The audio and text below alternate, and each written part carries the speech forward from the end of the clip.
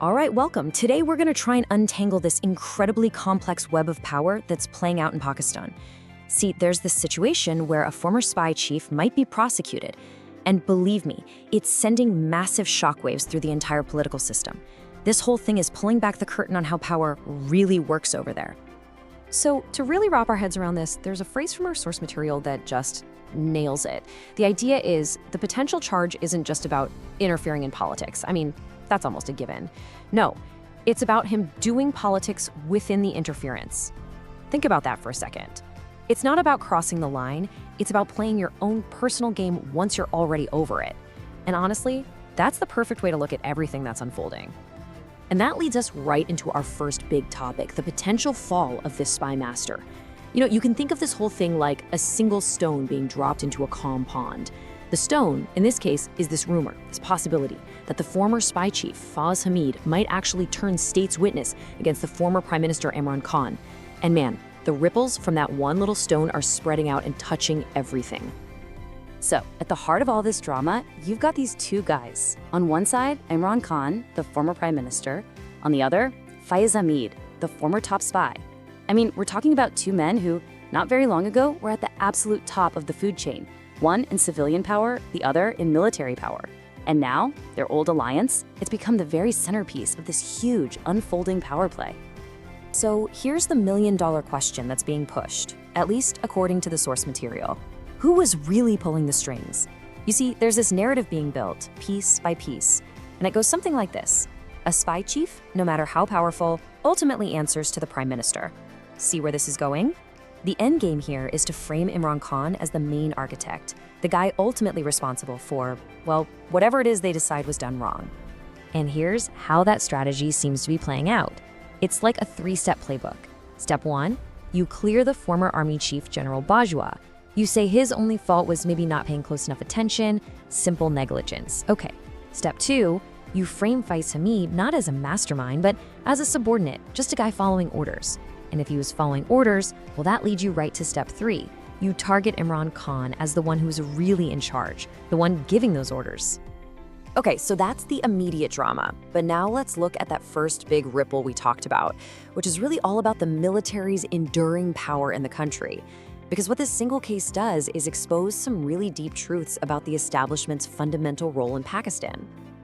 The source material calls it a permanent constant in Pakistani politics. And that's such a good way to put it. Think about it. Prime ministers come and go, political parties rise and fall. All of that is constantly changing. But the one thing that remains the same, the one unshakable reality, is the dominance of the armed forces over pretty much every other institution.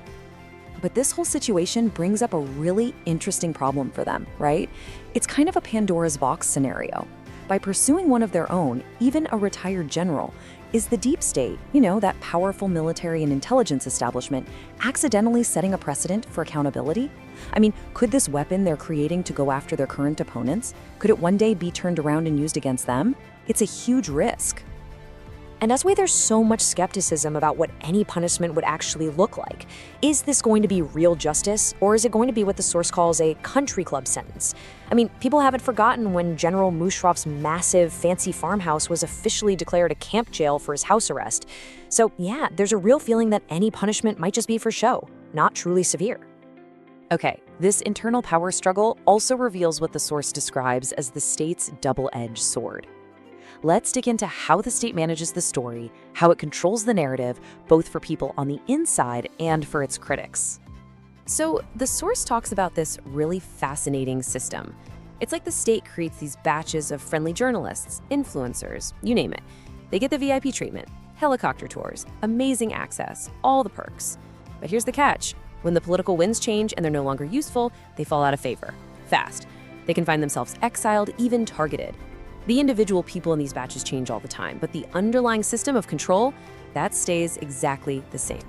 And this whole idea of controlling the narrative, it absolutely spills onto the international stage. So on one hand, you have Pakistan filing a formal diplomatic protest. It's called a démarche with Norway. And they're basically saying, hey, stop interfering in our internal legal matters, specifically when it comes to how Pakistan treats its own human rights activists. Okay, but then you flip the coin. And the source points out what seems like a major contradiction. For years, the very same state has been taking huge amounts of money from foreign aid agencies for projects that you could easily describe as social engineering. So you get this really sharp contrast, right? Interference is bad when it involves criticism, but it's totally fine when it comes with a big check.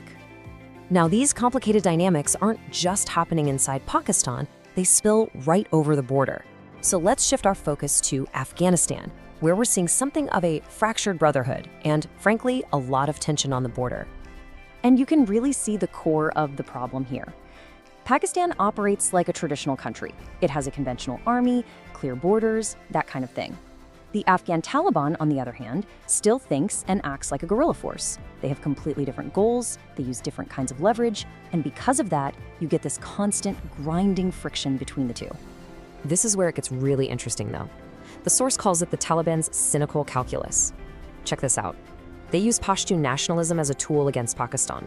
They refuse to officially recognize the border, the Durand Line, because it splits the Pashtun ethnic group between the two countries.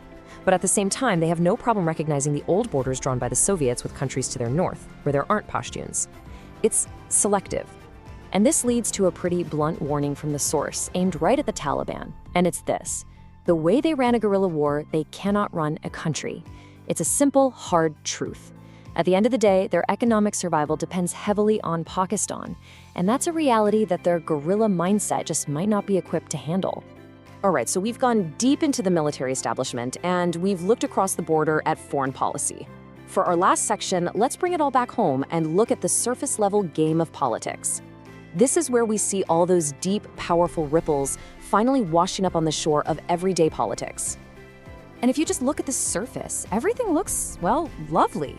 You've got this very polite public exchange between Maryam Nawaz from one of the big ruling parties and Bilawa Bhutto Sardari from their main coalition partner. She tells him, "You are welcome, Punjab is your home." It's all smiles, very proper, the picture of political civility. But yeah, you guessed it, the source material pulls back the curtain, and it's a different story underneath. While all these pleasantries are being exchanged, Bilawal's party is actively in court challenging the election results, the very same results that gave their supposed allies power. It's the classic case of trying to have your cake and eat it too. Be in the government, but also attack the legitimacy of that same government. And this whole thing just perfectly shows the new public narrative they're trying to build. The previous government, under Imran Khan's PTI party, is being painted as this era of rudeness. But now, oh, the new coalition is all about a return to well-mannered politics. It is a very deliberate PR move, a change in tone that's meant to make everything feel more stable and calm. Which really brings us to the final big question here, the thought that kind of sticks with you. We've talked about generals, prime ministers, journalists, entire political families. All of them are caught up in this incredibly complicated dance for power. And it leaves you wondering. The players, the faces, they're always changing. But does the game itself, does it ever really end?